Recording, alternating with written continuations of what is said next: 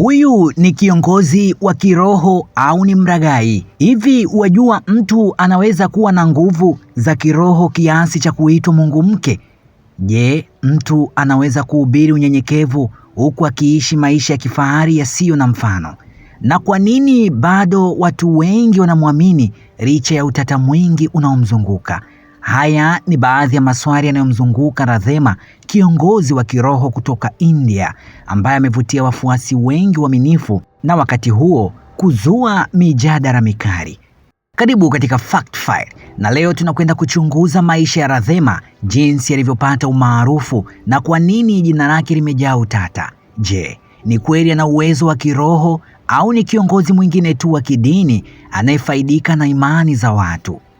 Radhema alizaliwa kwa jina Rasavinder Kaur mwaka 1965 katika kijiji cha Dorangara, wilaya ya Gurdaspur, jimbo la Punjab, huko India. Kama wasichana wengi wa Kihindi, maisha yalifuata mkondo wa ndoa ya mapema ambapo aliolewa na kuhamia Mumbai. Lakini ilikuwaje mama wa nyumbani ageuke ghafla kuwa mungu wa kike? Je, alioneshwa njia na nguvu za kiroho au alifuata mbinu za kutoka kwenye maisha ya kawaida na kujenga himaya yake ya kiimani? Inasemekana kuwa alikutana na guru wake Sri Ramdin Das ambaye alimfundisha mafundisho ya kiroho na kumtangaza kama mjumbe wa kimungu.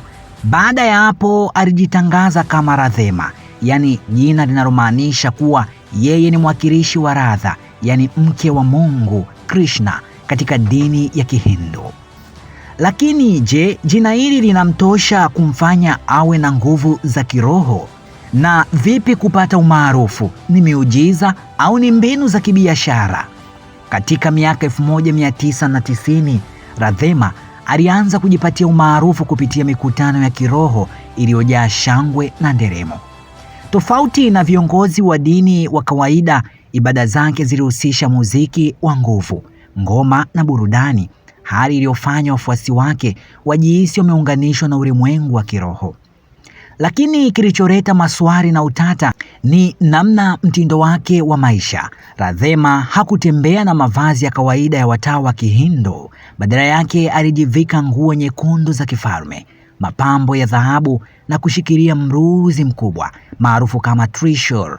Mara nyingi alikuwa akionekana akicheza akiwa amebebwa na wafuasi wake au akigusa vichwa vya watu kwa ishara ya kuwabariki. Lakini je, ibada hizi zilikuwa na ishara ya nguvu za kiroho au ni mbinu za kisanii za kumvutia mtu wa kawaida? Utata unaomzingira Radhema, je, ni mtakatifu au ni taperi tu kama mataperi wengine? Kadri miaka ilivyopita, maswali na tuhuma zilianza kuibuka, madai ya utaperi na ulaghai. Watu wengi waliokuwa wafuasi wake waliibuka kwa madai kuwa walitozwa pesa nyingi kwa ahadi za kupata baraka za kiroho. Na je, ni kweli kuwa watu walikuwa wakihonga ili kupata neema za Mungu?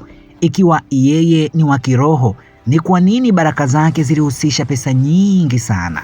Huku mashtaka ya unyanyasaji wa kijinsia kwa mwaka 2015, mwanamke mmoja alidai kuwa alidhulumiwa na wafuasi wa Radhema kwa amri yake, ingawa hakuwa na ushahidi wa moja kwa moja.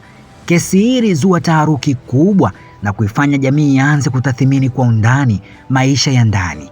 Ikiwa yeye ni mtakatifu wa kweli, ni kwa nini jina lake linahusishwa na visa vya utata? Lakini ni vipi maisha ghali, maisha ya kifahari ya kiongozi wa kiroho, au huyu ni mfanyabiashara? Watawa wa dini nyingi hujihusisha na maisha ya unyenyekevu, lakini kwa Radhema yeye amekuwa akionekana akikaa kwenye viti vya kifahari huku amevaa dhahabu za thamani kubwa na akiwa na uhusiano wa karibu na watu matajiri wa huko India. Je, mtu huyu anayehubiri unyenyekevu anaweza kweli kuishi maisha ya kifalme? Ikiwa kweli ana nguvu za kiroho, ni kwa nini hanahitaji maisha ya kifahari?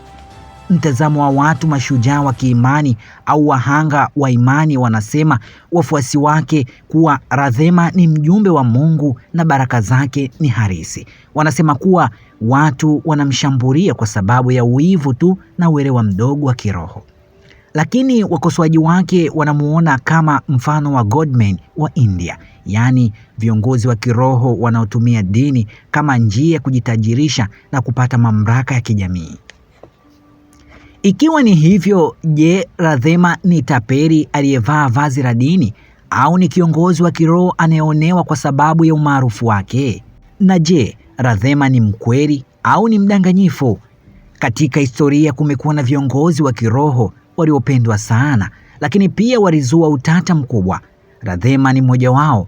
Hadi siku ya leo bado kuna maelfu ya watu wanaomwabudu wakiamini kuwa yeye ni mwanga wa kiroho katika maisha yao. Lakini kuna maswali mengi yasiyo na majibu. Ikiwa kweli ana nguvu za kiroho, ni kwa nini hajawahi kuthibitisha muujiza wake hadharani? Na kwa nini watu wengi wanadai kudhulumiwa na yeye au kundi lake? Na kwa nini maisha yake hayafanani na ya viongozi wa kiroho wa jadi wanaoishi kwa unyenyekevu? Katika ulimwengu wa kiroho, ukweli daima hujitokeza.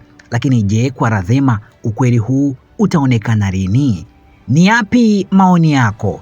Unadhani Radhema ni kiongozi wa kweli wa kiroho au ni mmoja wa watu wanaotumia dini kama mtaji wa maisha? Na je, unadhani ni haki kwake kuendelea kuhubiri licha ya tuhuma zote dhidi yake? Swali kwako Mtanzania. Hii ni Fact File ya Mediawire Express na mimi naitwa Joseph mwana wa Isangura.